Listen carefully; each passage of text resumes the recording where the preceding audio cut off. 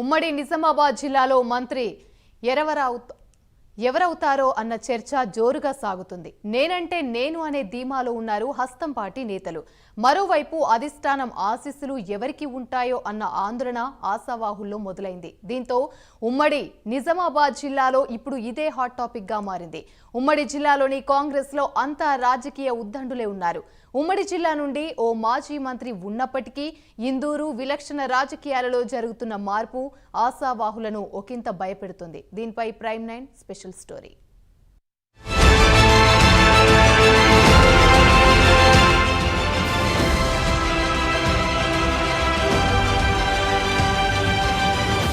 ఇందూరు రాజకీయాలెప్పుడు విలక్షణమే. అక్కడి రాజకీయాల్లో అనూహ్య కీలక మార్పులు ఆ జిల్లా కాంగ్రెస్ నేతలను తెగ ఆందోళనకు గురి చేస్తున్నాయి. సుదీర్ఘ విరామం అనంతరం ఉమ్మడి నిజామాబాద్ జిల్లాలో కాంగ్రెస్ పార్టీ అసెంబ్లీ ఎన్నికల వేళ అనూహ్యంగా పుంజుకుంది. ఉమ్మడి జిల్లాలో మొత్తం 9 అసెంబ్లీ స్థానాలకు గాను 4 అసెంబ్లీ స్థానాల్లో విజయం సాధించింది. అయితే కాంగ్రెస్ ప్రభుత్వం ఏర్పాటైన నాటి నుండి జిల్లా నుండి మంత్రి పదవి ఎవ్వరికీ వరించలేదు. ఈసారి మంత్రివర్గంలో తమకు చోటు దక్కుతుందని ఎవరి ధీమాలో వారున్నారు. ఇప్పటి వరకు మాజీ మంత్రి, ప్రస్తుత బోధన్ ఎమ్మెల్యే ప్రొద్దుటూరి సుదర్శన్ రెడ్డి అనధికారికంగానే మంత్రిగా కొనసాగుతున్నారు. ప్రోటోకాల్ కూడా పాటిస్తున్నారు అధికారులు. మొదటి మంత్రివర్గంలోనే కీలక హోంశాఖ ఆయనకే అని డిసైడ్ అయ్యారు కూడా. కానీ సుదర్శన్ రెడ్డికి మంత్రి పదవి దక్కలేదు.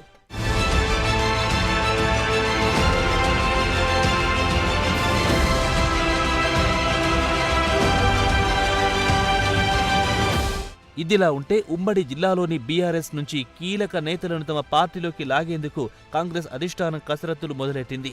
గతంలో మంత్రులుగా కేసీఆర్కు అత్యంత సన్నిహితులుగా ఉన్న వారిపై కన్నేసింది కాంగ్రెస్. నిజామాబాద్ జిల్లాకు చెందిన మాజీ మంత్రి, కేసీఆర్కు అత్యంత సన్నిహితుడిగా ఉన్న ఓ నేతకు ఇప్పటికే కాంగ్రెస్ అధిష్టానం గాలం వేసింది. పార్టీలోకొస్తే మంత్రివర్గంలో చోటిస్తామని, కీలక శాఖ కూడా అప్పగిస్తామనే ఆఫర్ ఇచ్చిందని తెలుస్తోంది. సంప్రదింపులు జరుగుతుండగానే కామారెడ్డి జిల్లాకు చెందిన బీఆర్ఎస్ సీనియర్ నేత, ప్రస్తుత బాన్సువాడ ఎమ్మెల్యే పోచారం శ్రీనివాస్ రెడ్డి కాంగ్రెస్ కండువా కప్పుకున్నాడు. కామారెడ్డి జిల్లా బీఆర్ఎస్ పార్టీకి పెద్ద దిక్కుగా ఉన్న ఆయన అనూహ్య రీతిలో కారు దిగి హస్తం గూటికి చేరాడు.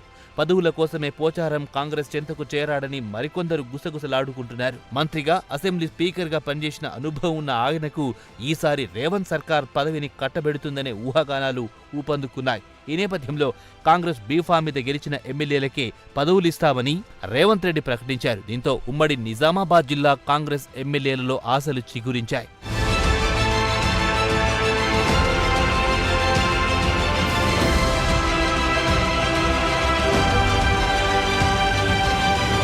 మరోవైపు కడియం శ్రీహరి, పోచారం శ్రీనివాస్ రెడ్డి పార్టీని వదిలి వెళ్లిన తర్వాత కేసీఆర్కు భయం పట్టుకున్నది. ఎవరు తనవారో ఎవరు పరాయివారో తెలియక తల మునుకలవుతున్నారు. ఇలాంటి పరిస్థితుల్లో ఉమ్మడి నిజామాబాద్ జిల్లాలో ఎప్పుడెవరు జంప్ అవుతారోనన్న సందిగ్ధంలో ఉన్నారు కేసీఆర్. మొన్న జరిగిన పార్లమెంట్ ఎన్నికల్లో ఉమ్మడి నిజామాబాద్ జిల్లాలో బీఆర్ఎస్ కు డిపాజిట్లు గల్లంతయ్యాయి. దీంతో ఈ పరిణామాలు అధినేతను మరింత కుంగదీసింది.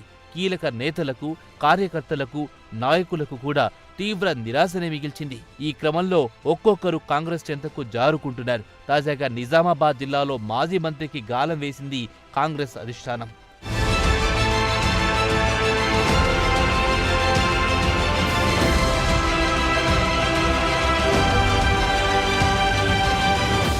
నిజామాబాద్, కామారెడ్డి జిల్లాలో కాంగ్రెస్ కు క్యాడర్ లేని సందర్భంలో గత అసెంబ్లీ ఎన్నికల్లో కాంగ్రెస్ లో జోష్ పెంచింది. ఉమ్మడి జిల్లాలో నిజామాబాద్ రూరల్, బోధన్, ఎల్లారెడ్డి, జుక్కల్ అసెంబ్లీ స్థానాల్లో కాంగ్రెస్ తన సత్తా సాటింది. అటు నిజామాబాద్ జిల్లాలో 2 స్థానాలు, ఇటు కామారెడ్డి జిల్లాలో 2 స్థానాలను కాంగ్రెస్ కైవసం చేసుకుంది. ఈసారి మంత్రివర్గంలో తమకే చోటు దక్కుతుందని ఎవరి ధీమాలో వారున్నారు. కాంగ్రెస్ ప్రభుత్వం హయాంలో ఉమ్మడి జిల్లా నుండి ఇప్పటి వరకు ఎవ్వరికీ మంత్రి పదవి దక్కలేదు. ఈసారి క్యాబినెట్లో బెర్త్ కన్ఫర్మ్ అంటూ కొందరు నేతలు ఆశలు పెట్టుకున్నారు. ఏదైతేనే ఈసారి ఉమ్మడి నిజామాబాద్ జిల్లాలో కాంగ్రెస్ పార్టీ టికెట్టుపై గెలిచిన వారికే మంత్రి పదవి వస్తుందని తెలుస్తోంది. ఈ క్రమంలో ఉమ్మడి జిల్లాలో ఉన్న 4 ఎమ్మెల్యేలలో ఎవరికి మంత్రి పదవి వరిస్తుందో చూడాలి మరి.